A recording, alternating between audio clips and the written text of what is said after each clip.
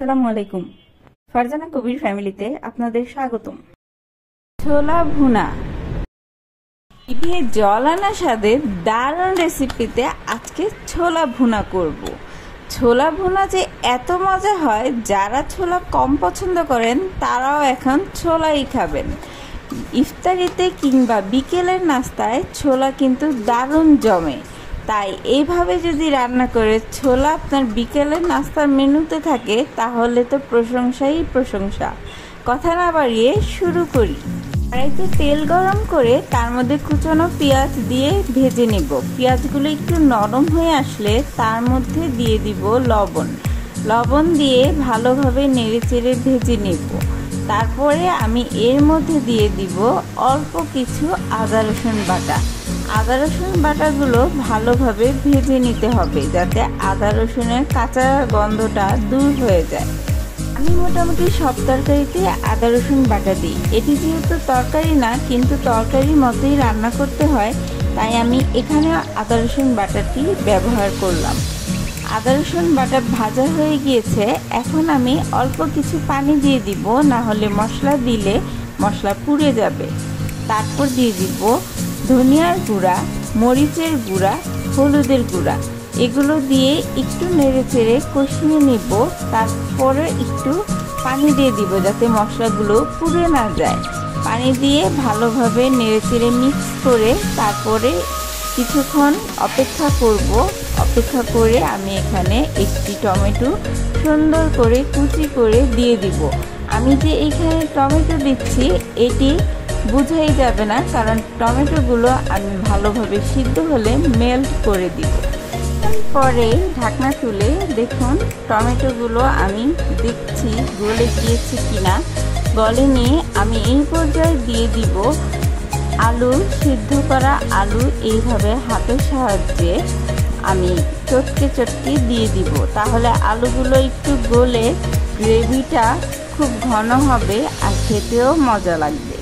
এগুলো দেয়া হয়ে গেলে আমি নেড়ে চেড়ে মশলার সাথে আলুগুলো মিক্স করে ঢাকনা দিয়ে কিছুক্ষণ রেখে দিব যাতে মশলা আলুর মধ্যে ঢুকে যায়।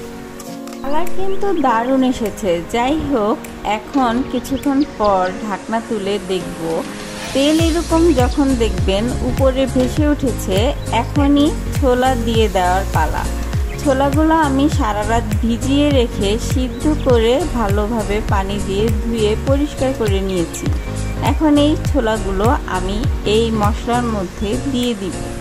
দিয়ে ভালোভাবে নেড়ে চেড়ে মিক্স করে আমি কিছু পানি দিয়ে দিব। এখন অনেকে বলবে পানি দিয়ে সিদ্ধ করা ছোলাতে আবার কেন পানি দিতে হবে? এখানে পানি দিতে হবে এই জন্য যে মশলাগুলো যাতে ছোলার মধ্যে সুন্দরভাবে প্রবেশ করে। অনেকে এরকম শুকনা করে ভাজি করে, তাতে করে কিন্তু ছোলায় লবণও হয় না, খেতে তেমন স্বাদ লাগে না। কালার আর অ্যারোমায় বোঝা যাচ্ছে আমার ছোলা অনেক সুস্বাদু হয়েছে। আপনাদের কার কাছে কেমন লাগছে আমাকে কমেন্ট করে অবশ্যই জানাবেন। আর অবশ্যই বাসায় রান্না করে এইভাবে খাবেন। এরকম করে খেলেও অনেক টেস্ট লাগে। তারপরেও আমি একটু অন্যরকম করে মাখাবো সালাদ দিয়ে। আমার সঙ্গে থেকে একটু দেখুন।